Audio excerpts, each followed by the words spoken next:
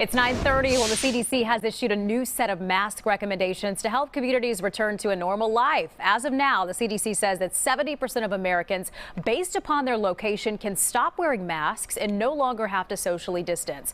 Emory University's Dr. Winawer joins us now with more on this. We've got a lot to talk about. Wow, Dr. Winawer, good morning. Good morning, Elise. Okay, so how is the CDC basing their recommendation?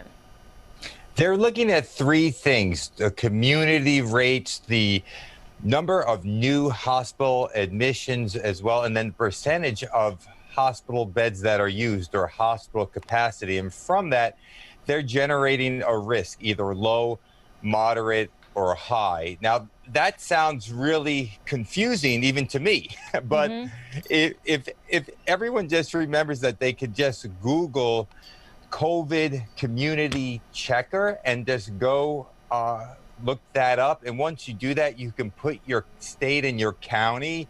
And once you do that, it will give you a readout of low, moderate, or high. If it's low, then you're among those 70% of people who can take off their mask indoors and not have to worry about socially distancing.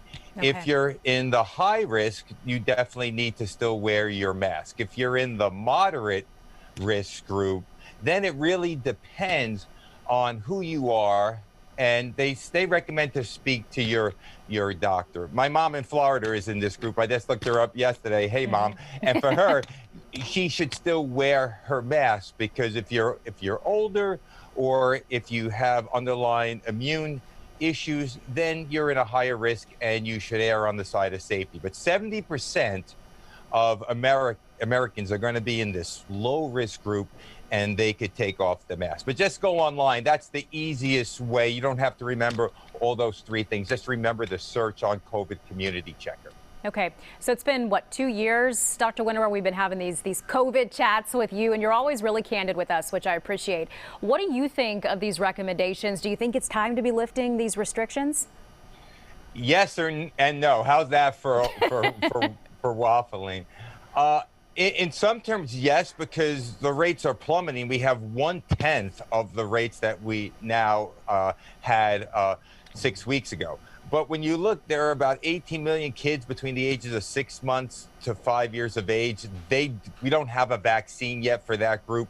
We're still averaging 2,000 deaths a day, because deaths typically lag. You know, Omicron is less virulent than Delta was, but when you have so many more people infected, even a lower percentage is still of severe illness is still going to cause a large number of deaths. And we're still seeing that because they typically lag. So you still are averaging about 1,900 deaths a day. So it's hard with those numbers and these little guys that you see there not being vaccinated. It's hard to just say, oh, yeah, let's just throw caution to the wind.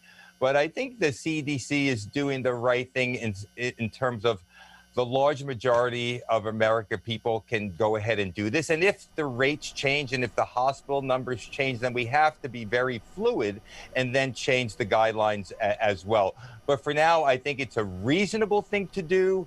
I support it, but I think we just have to be careful and withdraw these mandates cautiously.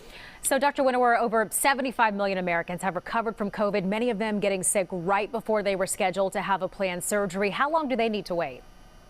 Yeah, this is a great question. This is something that came up just a week or two ago. This was a recent study in the Annals of Surgery. They looked at over 5,000 patients who had mild to moderate COVID. So you didn't even have to be hospitalized. These are in unvaccinated people who had COVID infection.